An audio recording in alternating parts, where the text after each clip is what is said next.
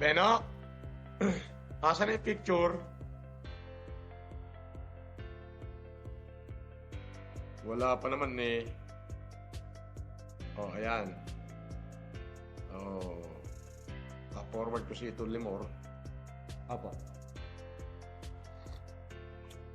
Sa dalawang bahay, magkabilang bahay.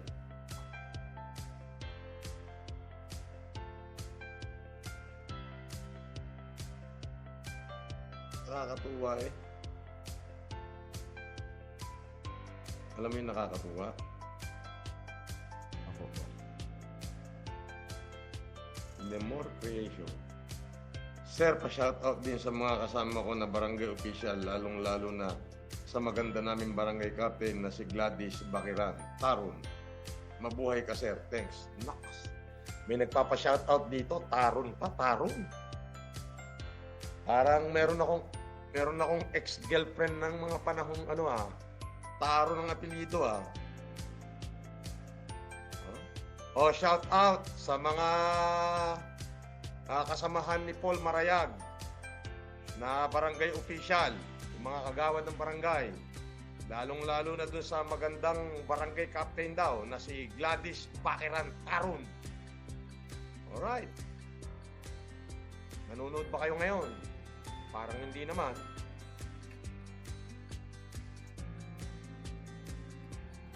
Ito, Lemoro. Yan. Dalawa pa lang yan, sinasabitan ko. May dalawa pa ako sasabitan. Flex mo. Ang gandang Ang gandang tingnan. Grabe. Sabi ng aking Daddy Apple, congratulations, Nak. Francis May Marcos. Proud kami lahat para sa iyo at kay Sir Dongday.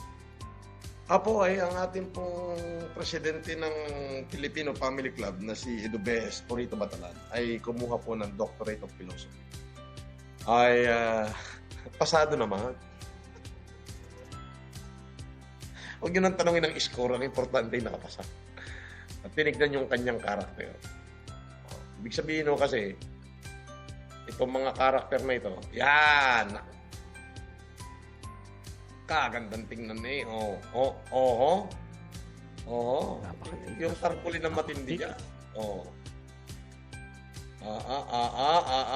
Aba.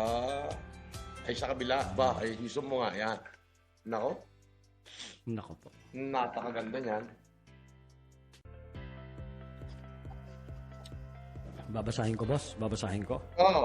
Parang gusto ko namin, boss, ang bawat detalye. For graduating the Doctorate of Humanity.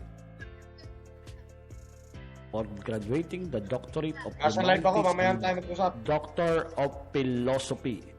Francis Leo Antonio Marcos, PhD. Ito ang problema. Doctor of Humanity. Yes. Doctor of Humanity, honoris causa. Grabe.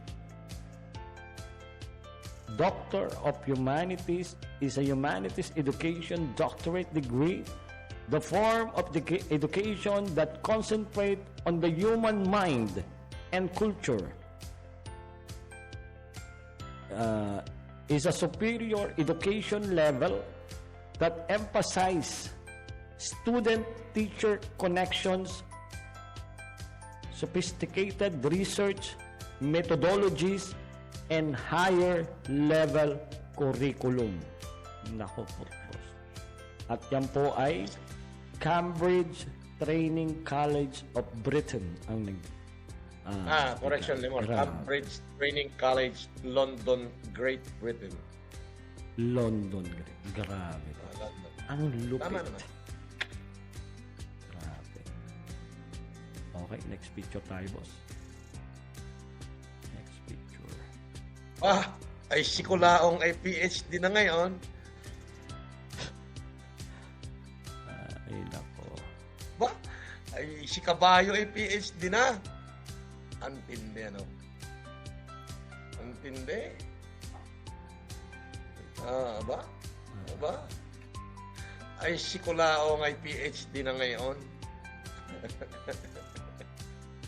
Nakakahiya. Sa isang bahay. Isang bahay. Ito po. Yung sa mga anak ko, ayan, para Eto, talagang boss, eto. ipinagyayabang. Ayan. Ayan. Mas maganda yung kuha dito. Ayan. Grabe.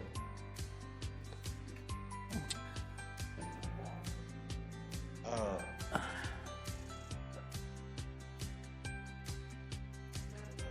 Matikas ka dyan, boss. Grabe, oh. Ba? Aba? Aba? Boss, parang No, wala kang basher ang ngayon. aking dad. Yan pong karangalan yan. Hindi po yung karangalan, kundi yan po ay isa po yung degree o katibayan. Ako, isa po yung katibayan. Yung katibayan ho na yan ng aking pagsisikap ay inaalay ko sa inyong lahat. Sa mga taong nagmahal sa akin, inaalay ko rin yan sa mga empleyado ko nasa Cebu. Kila Chilitita Kabatingan, yung aking palangga, si Hazel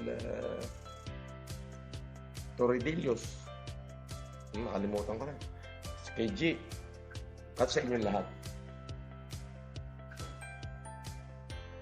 At syempre, yung mga fellow graduates ko ay huwag ko kayong tumawag sa akin messenger para ngawaan nyo lahat. Okay. Okay na, di ba? Okay na yan. Magkwentuhan na tayo. Maghihintay ako ng basher eh. At nang mabunutan ng buhok sa ilong at kilikili eh. At nang maipanguyanan, lintik na yan eh. Oh. Ayan, si Kulaong. Puta, PhD. Oh, ano kayo ngayon? Saan kayo ngayon? Sabi po ni Wasiwas Channel, lupit mo pala, Wasiwas idol. Channel, Ang talino mo. pala idol. Ang talino mo talaga. Pinagpala ka ng ating pong may kapal. Sa kagandaang loob mo na ipinamalas mo. Sa sambayang Pilipino, mabuhay kayo. Ay, alam nyo, nung ako'y nagtitake sa may kung makikita nyo naman, ang dami ho namin nagtake. Mahigit 200 ho kami. Hindi lang pala. Marami ho kami nag-take. Ay, 37 lang ho kaming napag-graduate.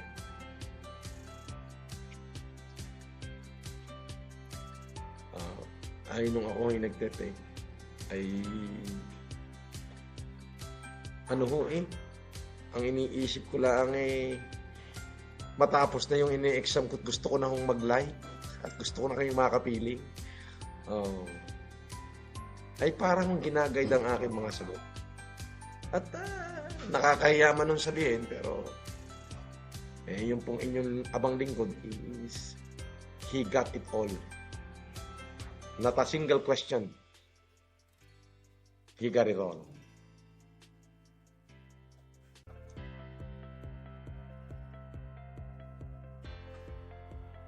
Sabi ni